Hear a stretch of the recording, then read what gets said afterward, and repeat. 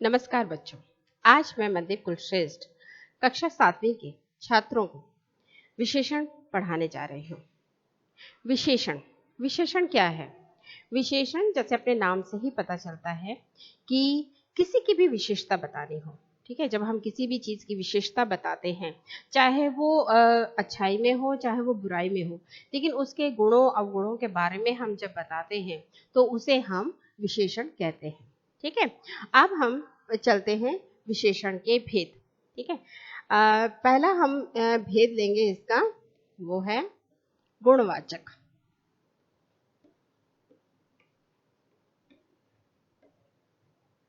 गुणवाचक विशेषण। ठीक है, गुणवाचक विशेषण में बहुत सारे आते हैं, रंग, रूप, आकार, प्रकार और दशा, स्वाद, गंध। इस सारी दशा और दिशा के बारे में तो आपको मालूम होगा। दशा यानी किसी चीज की हालत, ठीक है, उसकी दशा कैसी थी। और दिशा जिसको हम डायरेक्शन कहते हैं, है ना, कि पूर्व दिशा की ओर जा रहा है या पश्चिम दिशा की ओर जा रहा है, तो इसलिए तो ये अवस्था और ये हो गया। फिर उसके बाद जैसे हम कहें, अब गुणवाचक में हम अगर हम लें तो हम जैसे सबसे पहला एग्जाम्पल लेते हैं कि जैसे कि हम लोग यहाँ पर वह व्यक्ति काला है। ठीक है, अब ये हो गया हमारा, वह व्यक्ति काला है। अब इसकी विशेषता क्या है? क्या विशेषता बता रहा है? व्यक्ति की विशेषता क्या बता रहा है? काला। ठीक है, तो ये हो गया रंग, है ना, रंग हो गया। तो रंग आ गया आपका गुणवाचक विशेषण में। ये व्यक्ति की विशेषता बता रहा है, इसलिए एक चीज और समझ लीजिए इसमें, जैसे जो विशेषता बता रहा है ना, यानी काला इसका विशेषता है, तो विशेषता को हम क्या कहेंगे? विशेषण। ठीक है, इसको हम कहेंगे विशेषण। और जो ये व्यक्ति है इसको हम कहेंगे विशेष्य। ठीक है, तो किसी विशेष हाँ, जब हम किसी का गुण अवगुण बताते हैं, ठीक है, तो उसको हम कहते हैं विशेषण। और जिस जिस चीज की बता रहे हैं, चाहे वो कोई वस्तु है, व्यक्ति है, अगर उसके बारे में हम बता रहे हैं तो व्याकरणिक भाषा में हम उसे कहेंगे विशेष्य। ठीक है, ये दो चीजें आप समझ लीजिएगा, विशेष्य और विशेषण। विशेष्य वह होता है जो किसी वस्तु या व्यक्ति या चीज जिसकी भी हम बात कर रहे हैं उसको हम विशेष्य कहते हैं, और उसके बारे में जो बताया जा रहा है उसको हम विशेषण कहेंगे। ठीक है, इसके एक एग्जांपल और भी देख लेते हैं। जैसे हम कहें पंखा, यह पंखा सफेद है ना। वैसे तो हमारा ये होना चाहिए कि हमारा जो होता है कि यह पंखा सफेद है, यह सफेद पंखा है। ठीक है, कोई बात नहीं, हम विशेषण आगे भी रख सकते हैं, और विशेषण मुख्यतः आगे ही आते हैं इनके साथ, और विशेषण विशेष्य के साथ आएगा हमेशा। ठीक है, जैसे हम इसमें, अगर हम इसको इस तरह से लिखें तो बेहतर होगा, जैसे यह सफेद पंखा है। ठीक है, विशेषण और विशेष्य, ठीक है, ये होता है कि दोनों साथ में ही आते हैं। तो पहला हमारा हो गया विशेषण, जिसकी गुण बता रहा है, ये सफेद रंग का है, और ये जो पंखा है ये आपका हो गया विशेष्य, क्योंकि इसकी विशेषता बताई जा रही है। ठीक है, तो ये हो गया सफेद पंखा। गुणों के बारे में बताया, रंग के बारे में बताया है, तो ये आपका हो गया विशेषण और विशेष्य। ये हो गया आपका गुणवाचक। ठीक है, अब जैसे हम ये भी कहें सुगंधित फूल, तो सुगंधित क्या हो गया आपका? उसका वह विशेषता होगी, विशेषता बता रहा है तो वो विशेषण हो गया। और किसकी विशेषता बता रहा है? फूल की विशेषता बता रहा है, तो वो आ गया आपका विशेष्य। ठीक है, तो इस प्रकार से आपका ये हो गया। अब हम चलते हैं इसका विशेषण का दूसरा भेद, वो है संख्यावाचक। संख्यावाचक, ठीक है, संख्यावाचक विशेषण जिसमें संख्या बताई जाती है। ठीक है, और इसके भी दो भेद होते हैं, जैसे एक है निश्चित संख्यावाचक, और ये हो गया आपका अनिश्चित संख्यावाचक।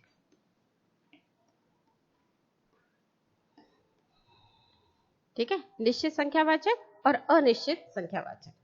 संख्यावाचक में इसमें एक भेद और भी आएगा, जैसे परिमाणवाचक कहते हैं, लेकिन दोनों में अंतर है। ठीक है, संख्यावाचक आप ये समझ लीजिए, संख्यावाचक को आप ये समझ लीजिए कि जिन वस्तुओं को हम तौल के नहीं देते हैं, जिन वस्तुओं को हम काउंट कर सकते हैं, गिन सकते हैं, ठीक है, वो संख्यावाचक में आएंगे।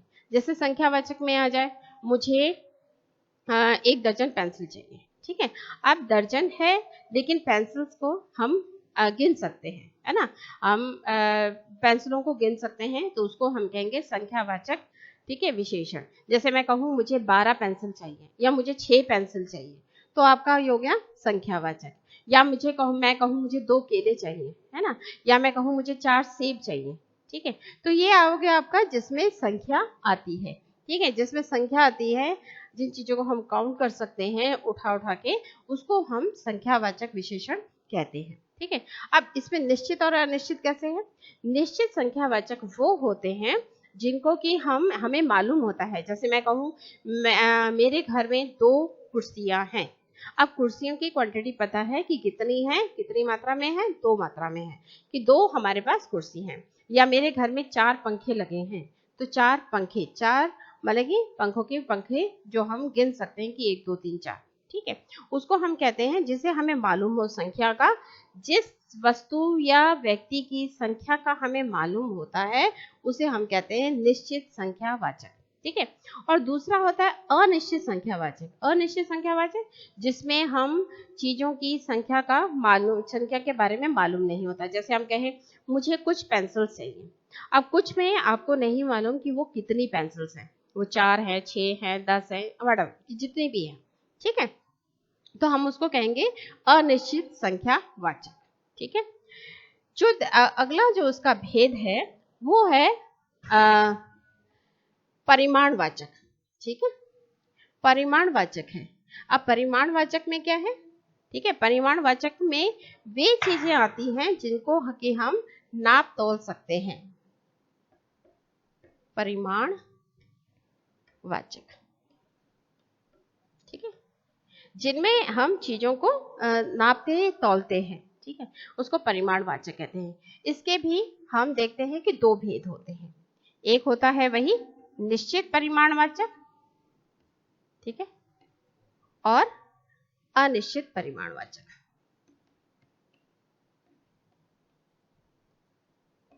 अनिश्चित परिमाणवाचक।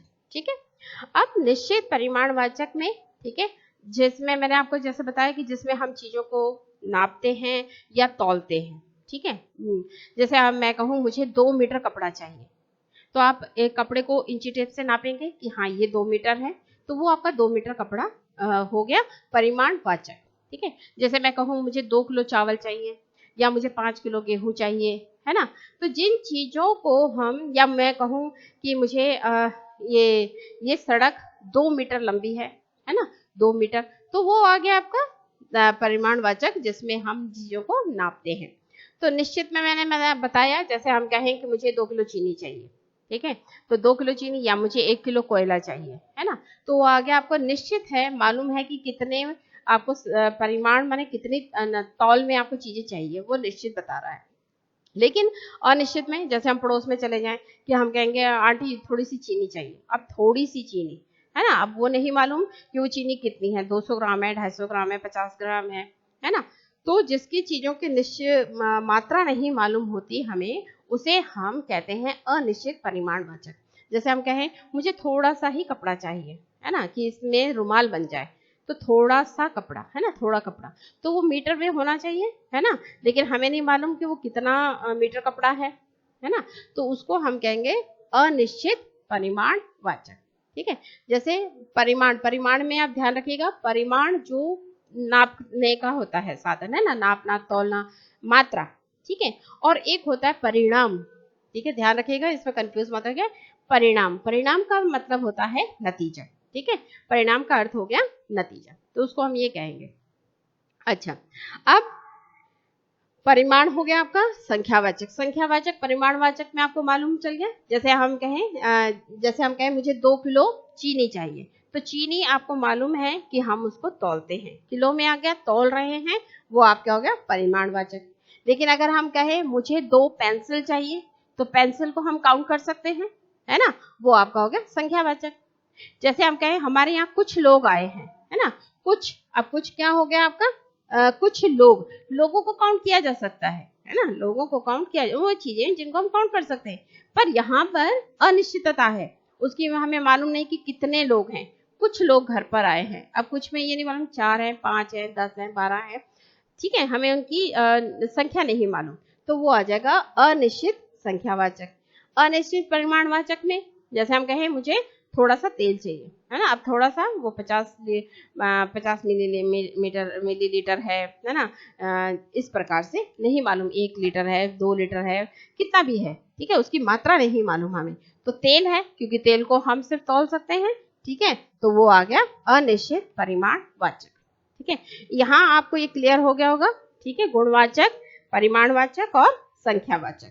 ठीक है, नेक्स्ट हमारा जो हम पढ़ने जा रहे हैं, जैसे आपका आ गया सार्वनामिक विशेषण। अब इस पे थोड़ा ध्यान दीजिएगा, सार्वनामिक विशेषण। तो हम सार्वनामिक विशेषण में देखेंगे कि अब आ जाता है हमारा, हम यहां लिख देते हैं, ठीक है, एक है हमारा सार्वनामिक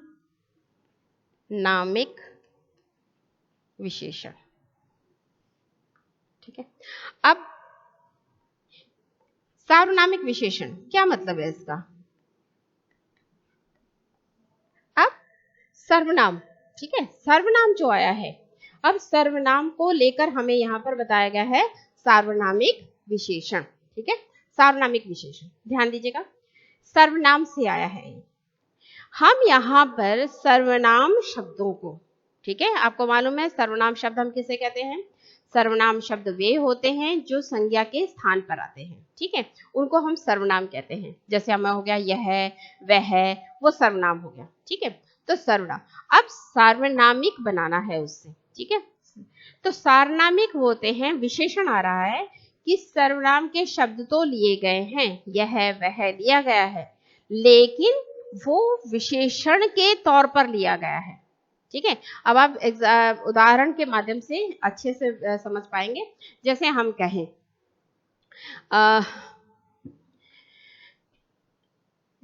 कहें कि हम कहते हैं ना कि जैसे नाम के स्थान पर आ गया, ठीक है, मैं, वह, ठीक है, हम कहें सुरेश अच्छा लड़का है ना, अगर हम यहां पर लिखते हैं सुरेश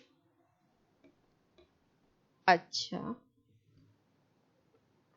लड़का है, ठीक है, ये हो गया आपका संज्ञा। अब संज्ञा के स्थान पर हमने क्या लिख दिया, वह, है ना, वह अच्छा लड़का है, ये वह आ गया। ठीक है, तो आप देख रहे हैं कि वह किसके स्थान पर आया है, सुरेश के स्थान पर आया है। ठीक है, लेकिन अगर मैं ये कहती हूं कि वह लड़का, वह अच्छा लड़का है, ठीक है, अगर हम यहां पर लिखते हैं वह लड़का अच्छा है,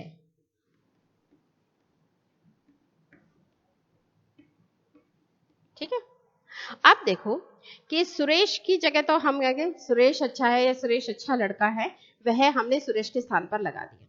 लेकिन अगर हम यह कहें वह लड़का अच्छा है, ठीक है, तो वह जो है किसी के नाम पर नहीं आ रहा है ना, वह किसी के भी नाम पर नहीं आया है, वह आया है, एक संकेत कर रहा है। ठीक है, एक संकेत कर रहा है कि ये लड़का, कौन सा, कि वह लड़का, ठीक है, वह लड़का संकेत कर रहा है। ठीक है, तो लड़की की तरफ इशारा जो कर रहा है, संकेत जो कर रहा है, वो आपका आ जाएगा विशेषण। वह लड़का, ध्यान दीजिएगा कि यहाँ पर हमने जो वह प्रयोग किया है वो सुरेश के नाम पर प्रयोग किया है, लेकिन यहाँ पर तो सुरेश की जगह हमने दे दिया है लड़का। ठीक है, अब जो ये वह है ये हमारा सांकेतिक रूप में आ रहा है, संकेत के रूप में आ रहा है। तो संकेत के रूप में जो शब्द आए, सर्वनाम के वे शब्द जो संकेत रूप में आते हैं, जो विशेषण के रूप में आते हैं, उनको हम विशेषण ही कहते हैं। ठीक है, जैसे आप चलते चलते कहीं जा रहे हैं और कहें कि वह स्कूल अच्छा है, या मम्मी वह मेरा स्कूल है, तो हमने एक संकेत किया है वह के लिए। ठीक है, तो वह हमारा हो जाएगा संकेत, और जहां पे संकेत है वो हमारा विशेषण हो जाएगा। तो विशेषण के रूप में हमने, जब हम सर्वनाम शब्दों का प्रयोग विशेषण के तौर पर करते हैं, वहां पर सर्वनाम कहलाते हैं वे शब्द, क्योंकि वो सर्वनाम से लिए गए हैं, इसलिए उनका नाम लिखा गया सार्वनामिक विशेषण। ठीक है, सार्वनामिक विशेषण। जैसे अब इसमें आपको अंतर स्पष्ट हो गया। तो हमने विशेषण के सभी भेद पढ़ लिए हैं। ठीक है, संख्यावाचक, गुणवाचक, परिमाणवाचक और सार्वनामिक विशेषण। ठीक है, तो इसी के साथ हमारा ये विशेषण पाठ जो है समाप्त होता है। धन्यवाद।